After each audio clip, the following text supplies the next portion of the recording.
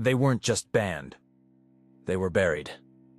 Because what they reveal might rewrite everything. Ishiri. Or 1491. New Revelations of the Americas Before Columbus by Charles C. Mann. Before Columbus. Before conquest. Before the myth of empty lands, there was 1491. Charles C. Mann's groundbreaking book, 1491, New Revelations of the Americas Before Columbus, doesn't just challenge the textbook version of history, it detonates it. Published in 2005, Mann's work draws from cutting-edge research in archaeology, genetics, climatology, and anthropology to reveal a radically different picture of the Americas before European contact. Forget the image of untouched wilderness and scattered tribes.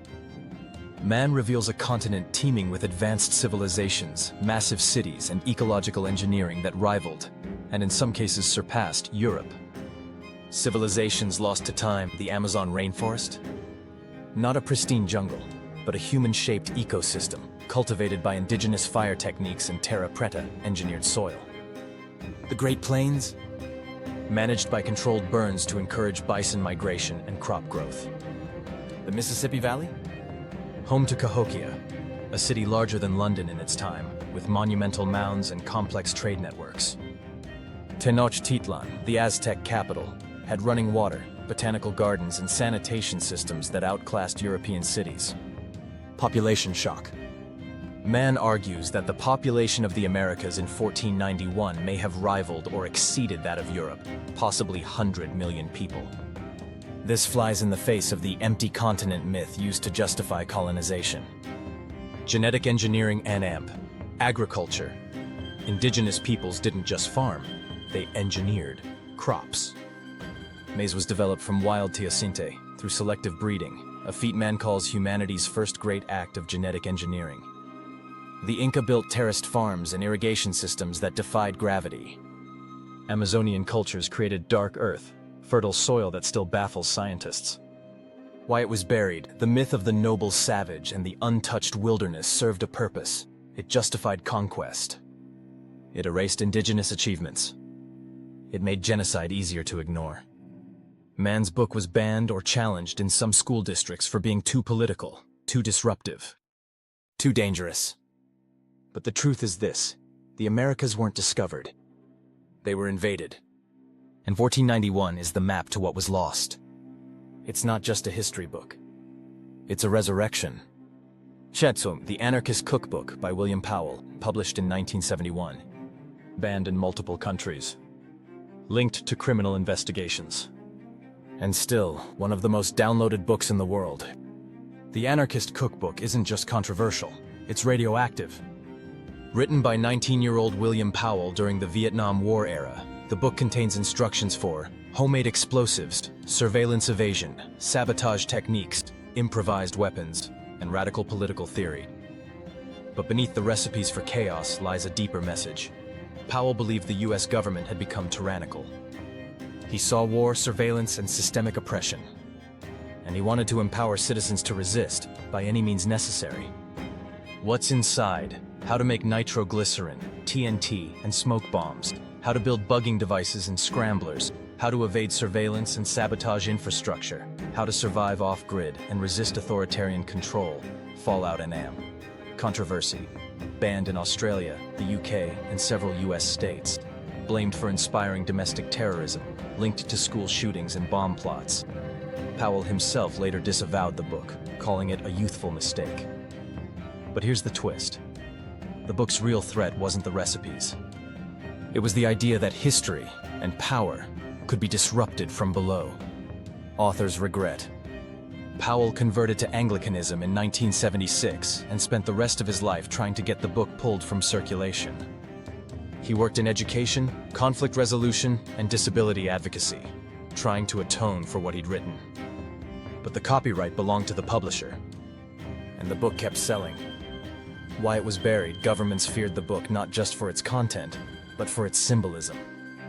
It represented a rejection of authority, a blueprint for rebellion, a challenge to the sanitized version of American democracy. The Anarchist Cookbook isn't a safe read. It's not a comfortable read. but it's a mirror held up to the face of empire. And sometimes, the reflection is terrifying. 1.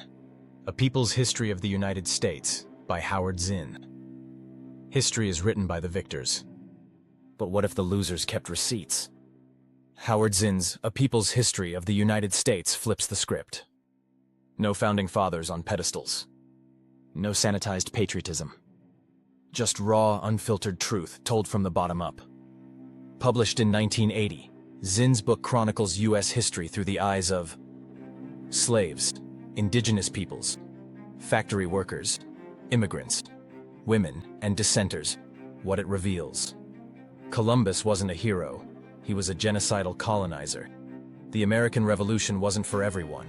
It preserved elite power. Slavery didn't end with freedom. It morphed into systemic racism. Wars weren't fought for liberty. They were fought for profit. Democracy wasn't handed down. It was fought for in the streets. Zinn exposes the genocide behind westward expansion, the corporate interests behind war, the racism embedded in law, and the resistance that textbooks ignore why it was banned. Called anti-American by politicians. Removed from school curriculums in multiple states. Teachers fired for assigning it. Accused of promoting class warfare and undermining patriotism. But here's the truth. Zinn didn't hate America. He loved its potential. He just refused to lie about its past. Legacy and AMP. Impact. Over 2 million copies sold. Inspired documentaries, plays, and protests. Used in classrooms, prisons, and activist circles. Sparked a movement to teach history from the margins. Zinn's book empowers readers to question, to challenge, to resist. Because when history is told honestly, the future changes. And that's what they fear most. 3 books, 3 forbidden truths, and 3 cracks in the foundation of mainstream history. They were banned, dismissed, buried, but they survived. Because truth has a way of resurfacing. 1491 rewrites the myth of discovery. The Anarchist Cookbook exposes the machinery of control. And A People's History gives voice to the silenced. These aren't just books. They're weapons. They're warnings. They're wake-up calls. Welcome to Beneath the Narrative. Like, comment, and subscribe. Where the stories they tried to erase are finally being told.